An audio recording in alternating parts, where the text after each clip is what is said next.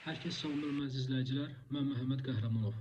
Bugün bizim haqqında danışacağımız mövzu Azərbaycan Respublikası vətəndaşlarının, əcnəbilərin, vətəndaşlığı olmayan şəxslərin Azərbaycan Respublikasındakı dövlət və bələdiyyə orqanlarına, dövlət və bələdiyyə orqanlarının mülkiyyətində olub paylarının nəzarət səhmi, yəni zərfi dövlət və bələdiyyə orqanına aid olan hüquqi şəxslərə, büdcə təşkilatlarına və onların vəzifəli şəxslərinə edilən müraciətlərdir.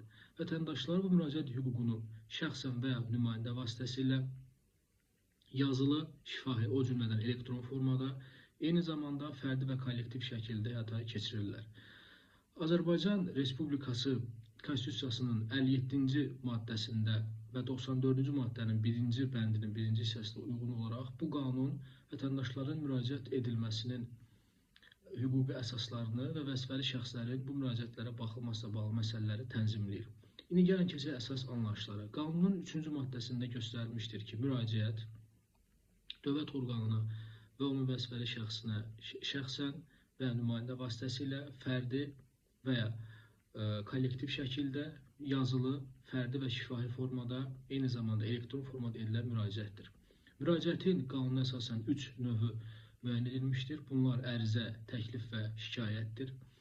Təklif bu qanunvericiliyin və digər normativ hüquqi aktların təkmilləşdirilməsi, dövlət orqanı və bələdiyyə orqanlarının fəaliyyətinin yaxşılaşdırılması, sosial-iqtisadi, hüquq, təhsil, elm, yaradıcılıq və digər sahədə məsələlərin həllinə bağlı edilən müraciətlərdir.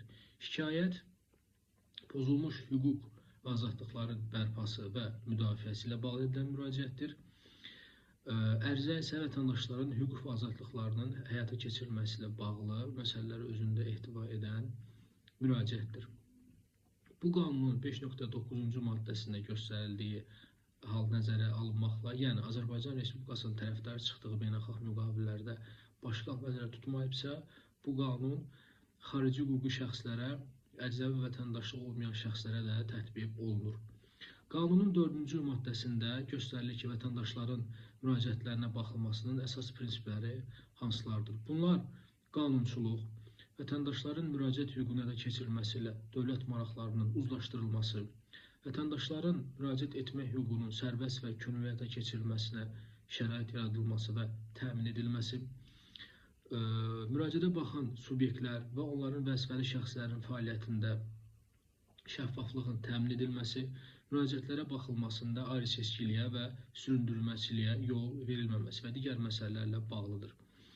Bu qanun məişət zorakılığı haqqında Azərbaycan Respublikasının qanunu, informasiya əldə etmək haqqında Azərbaycan Respublikasının qanunu, vətəndaşların öz qanunverici təşəbbüs hüququna da keçirilməsi ilə bağlı edilən müraciətlər, eyni zamanda hərbi qulluqçuların fərdə qədər etdiyi müraciətlərə şamil olunmur. Eyni zamanda qanunun şamil olunmadığı bir digər kontekstdə, sahədə vətəndaşların açıq məhkəmə və inzibati icraatla bağlı etdikləri müraciətlərdir. Əgər siz də qanunvericilik dərsləri ilə bağlı əlavə məlumat istəyirsinizsə, şərh hissəsində bildirin. Diqqətiniz üçün təşəkkürlər.